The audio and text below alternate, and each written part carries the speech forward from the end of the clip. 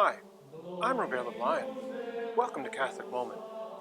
A question my students ask me quite often is, Sir, why even bother praying to God when it seems like He never answers our prayers anyways? And to this, I'll usually reply, well, how can you even hear God's answer if you're not even bothering to listen? You see, this is kind of one of our human frailties, that when we approach God in prayer, we usually spend so much time babbling on and on that we forget to listen for His answer. And that's why Cardinal Collins so aptly puts it when he says, so often in our prayer life we're saying, listen, Lord, your servant is speaking, instead of, speak, Lord, your servant is listening. And this is exactly how we need to approach prayer. If we are to hear God's answer, we need to say, speak, Lord, your servant is listening. Now, what does this entail? What does it entail to say, speak, Lord, your servant is listening? Well, this entails a heart that is both open and humble. A heart that is open to hearing God's answer. A heart that's open to hearing the Lord's message. A heart that's open to hearing the Father's wisdom. And yet a heart that is also humble. Humble enough to accept God's answer. Humble enough to accept the Lord's help. Humble enough to accept the Father's wisdom, even when it's not exactly what we were looking for in the first place. And so when I talk to my students about this, I say to them, one of the biggest and most important steps in being able to hear God's answer to our prayers is actually how we pray. How do we formulate our prayers? When we go to God in prayer, do we go to Him demanding, like He's a genie in a bottle, that He's able to grant our every wish? Or do we approach the Father as a father, seeking His loving guidance, seeking His wisdom? Because when we do approach God as the genie in the bottle and make demands of Him, yes, He will answer our prayers, but because we're making that demand, we're trying to give the answer to God, and when He does answer it, we either won't understand His answer or we'll reject it outright. So we need to approach God the Father lovingly, seeking His help, guidance, and wisdom. One of the best examples I can give of this is when I had first learned to pray this way, back some 20 some odd years ago. My wife and I, we had just signed the papers to purchase our first home.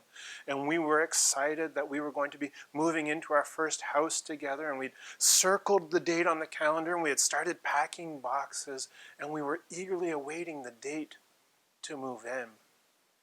But as that circled date on the calendar got closer and closer, and yes, our excitement grew and grew, so did our worry and our concern.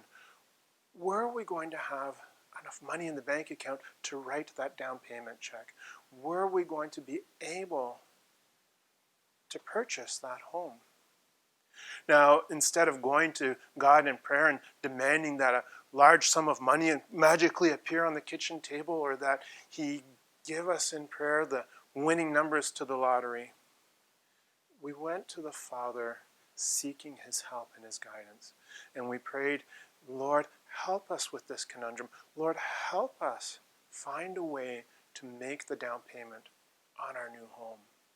And after we had prayed this way for a couple of weeks, one night the phone rang, and it was our real estate agent, and she called saying that she had some bad news. That the people we had purchased the house from, that we were going to purchase the house from, well, their new home wasn't quite ready yet, and they needed to push the closing date back a couple of months. And she knew how excited we were to move into our first home, that she thought that this was really bad news. And yes, were we disappointed that we weren't going to get to move in on the date we had originally intended? Sure, we were disappointed. But we also saw this as God's infinite wisdom, that God was answering our prayer to be able to make the down payment on the home. Because you see, with those extra couple of months, we had an extra few paychecks, and we had more than enough money to write the check on the date for the down payment for our house. And so we saw this as God's infinite wisdom And although it wasn't exactly what we had originally intended, we realized that God was teaching us to be patient. He hadn't said no, he had just said, not yet. And so once we've discovered this way of praying, of approaching God in prayer to seek the wisdom and guidance of the Father, what's next that we need to be able to hear his answer to our prayers? And really there's two things that are needed to hear God's answer once we approach him properly in prayer, and that's silence and humility. You see, God never really shouts his answer, so we need to have a silence in our heart. We need to silence all of the distractions of the outside world so that we'll be able to hear when God whispers into our heart.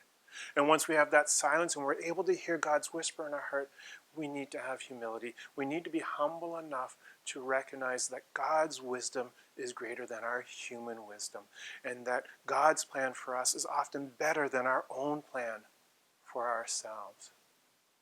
And so and having these three things together, approaching God in prayer to seek his wisdom, having the silence in our hearts to hear God's answer, and having the humility then to accept God's answer as our own, that we're able to approach the Lord and not say, listen, Lord, your servant is speaking, but rather, speak, Lord, your servant is listening. I'm Robert LeBlanc, and this has been A Catholic Moment.